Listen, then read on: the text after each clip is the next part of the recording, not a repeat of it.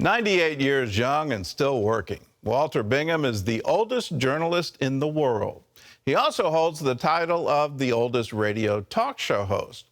Walter moved to Israel in 2004, where he still lives today.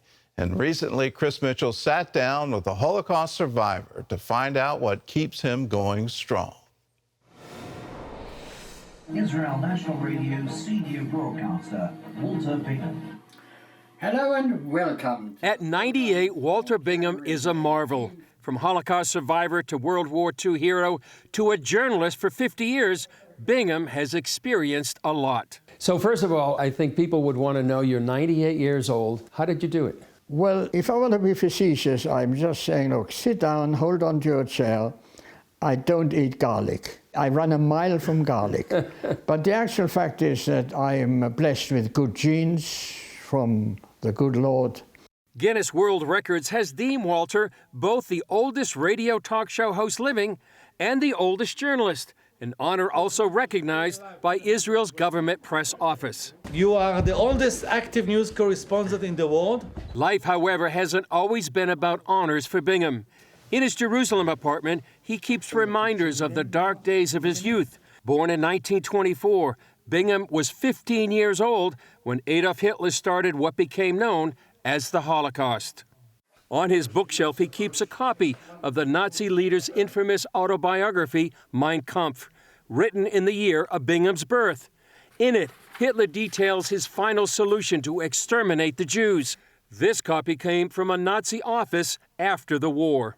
Your life has spanned so many events in history. One of them is the Holocaust. But what happened to you in the early 1930s? You were witness to the infamous book burnings. Yes, we used to go to the park as boys and play there.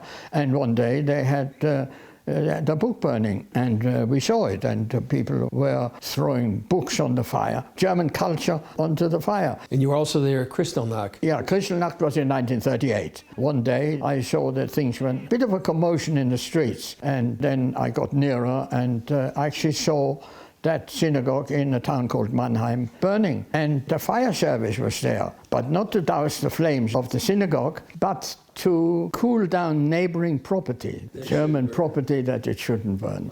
Kristallnacht marked the beginning of Hitler's final solution, and those who lived through it are Holocaust survivors. Within months, Bingham's mother put him on the so-called Kindertransport, a rescue effort by the British to evacuate some 10,000 Jewish children by train to Great Britain. It was 5 minutes before war. Everybody knew the war would break out, and the parents took the children to the train. 5 years later, Bingham joined the British Army.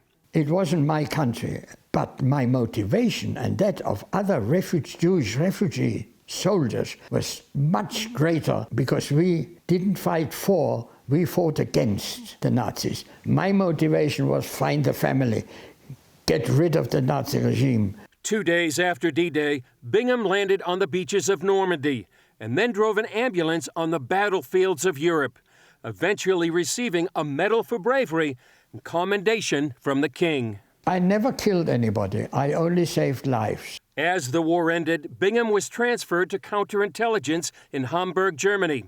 There he interviewed Nazis arrested by the British, among them Joachim von Ribbentrop, the Nazi foreign minister. And they brought him into my office, and I said, Herr Ribbentrop, what can you tell me about the final solution? And he looked me in the face and he said, I didn't know anything about that. That was the Führer. And I said, so now I take it that you heard about that. How did you find out? And he turned to me and he said, I read it in the newspaper. After the war, Bingham was one of the few Kindertransport children reunited with at least one parent, his mother. My mother went through the camps and came out alive, and I was reunited with her. That was, of course, the most emotional moment of my life. The second most emotional moment in my life was when I came here with my plane. I was on my way to Eilat, and I asked the controller if it's okay to do some orbits above Jerusalem. And there I was, above the city, seeing everything. All my life as a religious Jew, in every prayer, Jerusalem. And here I was sitting over Jerusalem, crying like a baby, tears streaming down my cheeks, and having to fly this plane. Bingham says the best thing he ever did in his life was to get married and have a family. And the second best was the move to Israel. In 2004, at the height of the Second Intifada, 80-year-old Bingham immigrated to Israel and continued working as a journalist. Before COVID, Bingham would share his experiences with groups of students and others. He would bring a small suitcase packed with remnants of that Nazi era. This is the sign of the Hitler Youth. Now that is there that you can really stick it in. Mm-hmm. And this is Blut und Ehre, blood and honor. And that's what the 14-year-olds and 13-year-olds carried. So are you concerned that what's happening in the world today is what was happening? Oh, I've no doubt. We're living in equal period of the 1930s, except there will be no final solution because we have the State of Israel.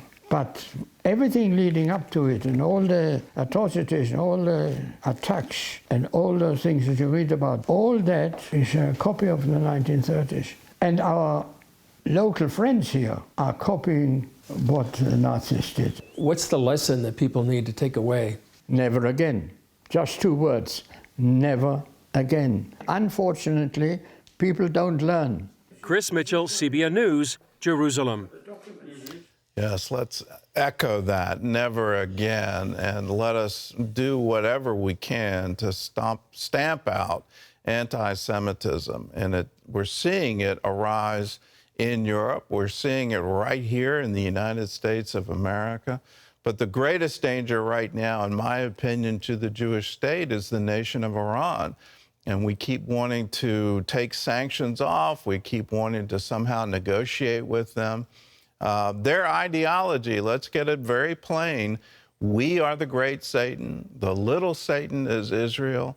They are dedicated to wiping Israel off the map. And then when they're finished with that, they're going to come after us. If they get a nuclear weapon, it's one of the greatest dangers the world faces today. Never again. Let us resolve, never again. It will never happen again.